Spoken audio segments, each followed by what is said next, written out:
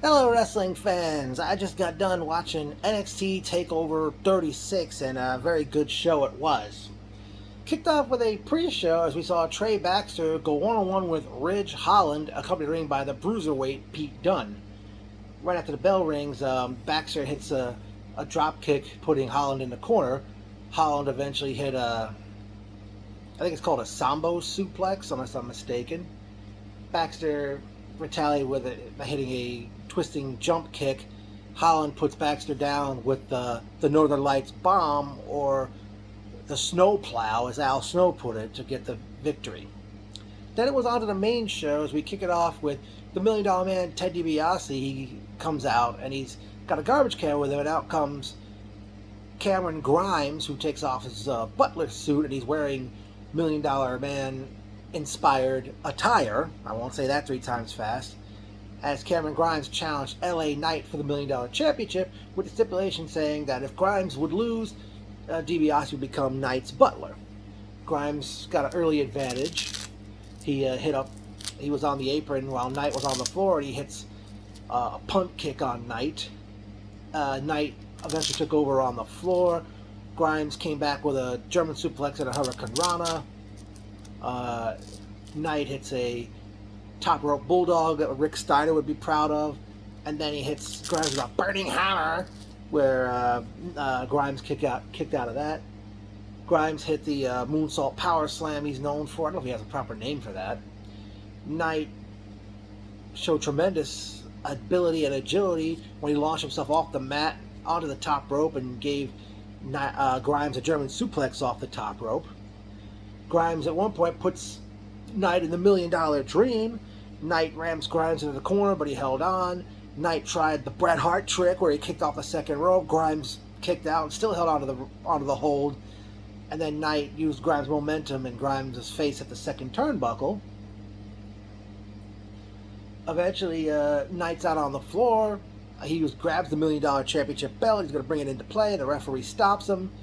In the meantime, DiBiase hits a $1 Million punch on Knight on the floor without the referee seeing it. And DiBiase has the $1 Million belt, hands it to the referee, so I guess something may have gone wrong there. And the referee's distracted by Grimes. DiBiase puts the $1 Million Dream on Knight, throws him into the ring, and then Grimes hits the running stomp, which I believe he calls the cave-in, and pins Knight to become the new $1 Million Champion. Next up was a match for the Women's Championship, as Dakota Kai was challenging former friend Raquel Gonzalez. Early stalling by Kai on the floor. By the way, I was surprised to find out Kai's from Auckland, New Zealand, the same place veteran Tony Gurria is from. Raquel hit 2 Scott Hall slams and even press slammed Kai onto the turnbuckle.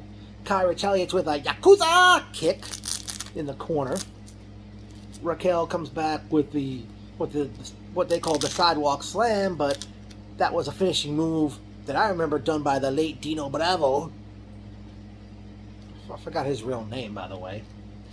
Raquel hits a power bomb. Kai recovers by hitting a what they called a chiropractor. Just think of it's kind of like Amazing Red's Code Red power bomb, meaning the lung blower / backcracker / backstabber, like a Code Red power bomb, but Kai's knees, like Gonzalez's back hit Kai's knees on the way down. Kai hit a top rope stomp, but Gonzalez kicked out of that. Gonzalez hits a one-arm powerbomb off the top rope to win the match and retain the championship. And as she's celebrating the win, out comes former NXT UK Women's Champion Kaylee Ray, who's standing by the entrance. So possibly Raquel's next challenge. Raquel has been a dominant women's champion since winning the belt back in April. Next up was a long-awaited match for the NXT UK Championship, as Walter defended against Ilya... Oh, I can't pronounce his first name now. Ilya Dragunov. It was like a match that was like long awaited to see. Going into this match, Walter had been NXT UK champion since April of 2019. So you know this was going to be big. Early hard hitting and mat work by both men, namely Ilya. Walter powered out of an armbar and sent Dragunov to the floor with a pretty hard chop, and Walter's known for the chops.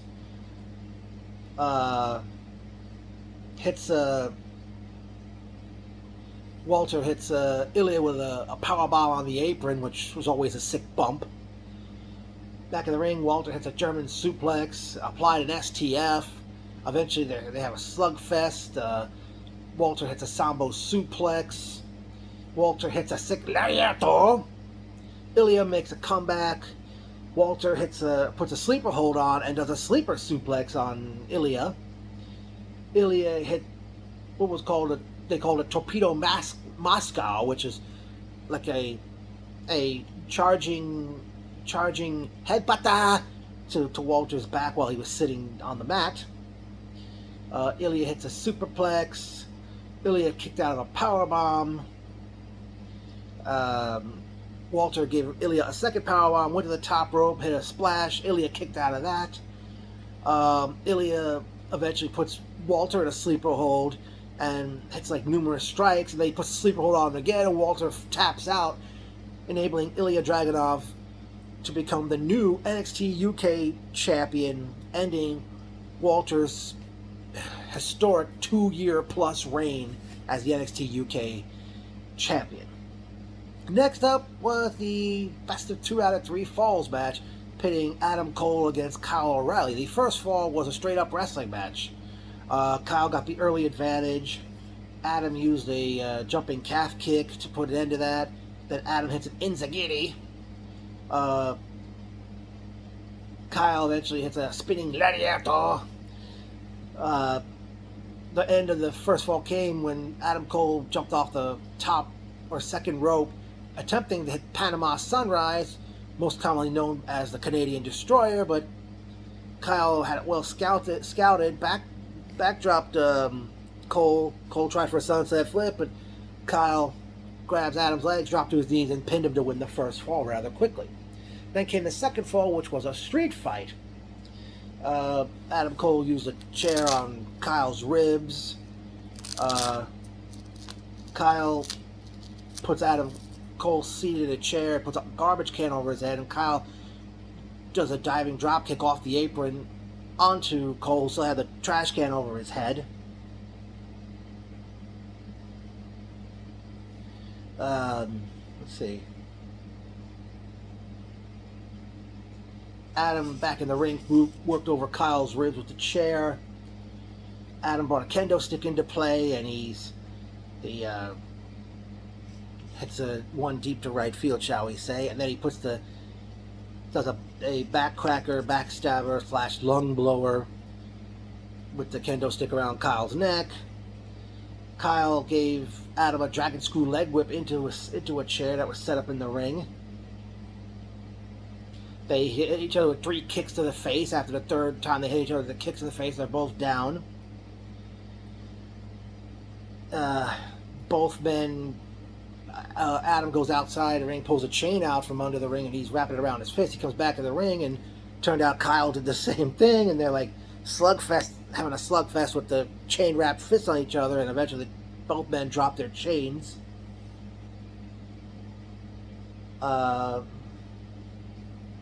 They go out onto the ramp, and Kyle throws Adam onto the fence, which was attached to the railing. Adam slammed Kyle off the top rope onto 2 chairs, and then he hit that running knee strike. I don't know if he has a name for that, and Adam Cole won the second fall. And then the third fall, deciding fall, was going to be contested inside of a steel cage. As the cage was being lowered and being put in place, there was some, paramedics checking on Kyle, and Adam attacks Kyle. They go out to the floor. Adam powerbombs Kyle onto the table that Vic Joseph, Beth Phoenix, and Wade Barrett were commentating on, but the table did not break. And then they go back in the ring just as the cage is being attached to the ring. Adam throws Kyle into the cage like on 2 occasions. Kyle grabs Adam's leg and slingshots him into the steel cage. Adam hits a top rope Panama Sunrise. Again, Canadian Destroyer to most people. Then Adam brought a pair of handcuffs into play. He handcuffs Kyle to the top rope. And Adam eventually is like hitting kicks on, goes for a super kick, but Kyle grabs him, catches the foot, puts him in a heel hook. Kyle wraps both of his legs around Adam's leg, and Adam Cole tapped out, enabling Kyle O'Reilly to win the 3rd deciding fall and pretty much end this feud undisputedly, no pun intended. Then it was time for the main event, which saw Samoa Joe making his in-ring return for the first time in over a year, as he challenged Karrion Kross for the NXT Championship, and for some reason Scarlett Bordeaux did not accompany Karrion to the ring. Joe gained an early advantage. Joe went for the coquina clutch rather early, and Kross eventually gets to the ropes. Kross eventually hits a Saito suplex on Joe, then hit a second Saito suplex on Joe. Joe hit his dive to the floor, which I think he forearms Kross in the face with it. Kross ran to the corner, and Joe went for that Uranagi slam or suplex that Joe would do in the corner, but he countered that with an arm drag.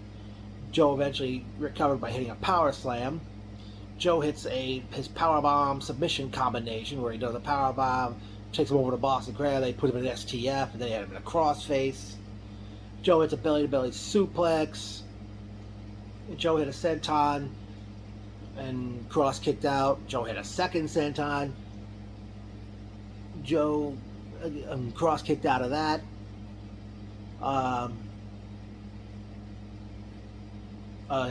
Joe for the coquina clutch again.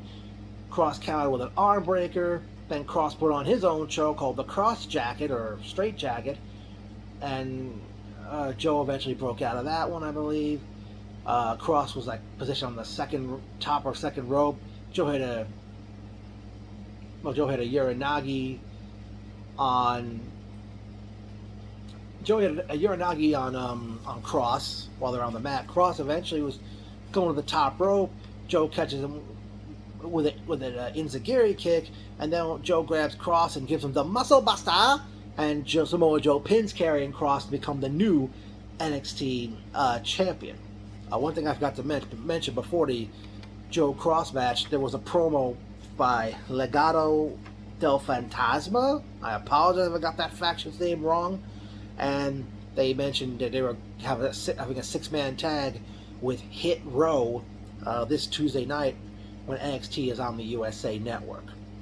Well, NXT Takeover shows never really disappoint me. I know I said when I mentioned about NXT Takeover in Your House back in June, the problem I had with it, they only have like 5 matches. I mean, this one we had 5 matches and a pre-show match. You know, it's just that not everybody gets to be on these takeover shows. I wish they would just, maybe do, I don't know if they would do takeovers more often, or just try to squeeze more people on the show. You know, because I know they can't please everybody, even in NXT of all places. But I found this to be a very good show, and, you know, with Samoa Joe, Ilya Dragunov, crowned new champions, Cameron Grimes, a new $1 million champion, I believe. Yeah, Grimes and Ted DiBiase were interviewed, and they said they're going to have $1 million celebration Tuesday night on NXT. We'll see how things go. I mean, especially looks like Raquel Gonzalez, she'll be eventually face Kaylee Ray in the future. But I wonder where this leads everybody else that was not seen tonight. But nonetheless, very good show, NXT TakeOver 36.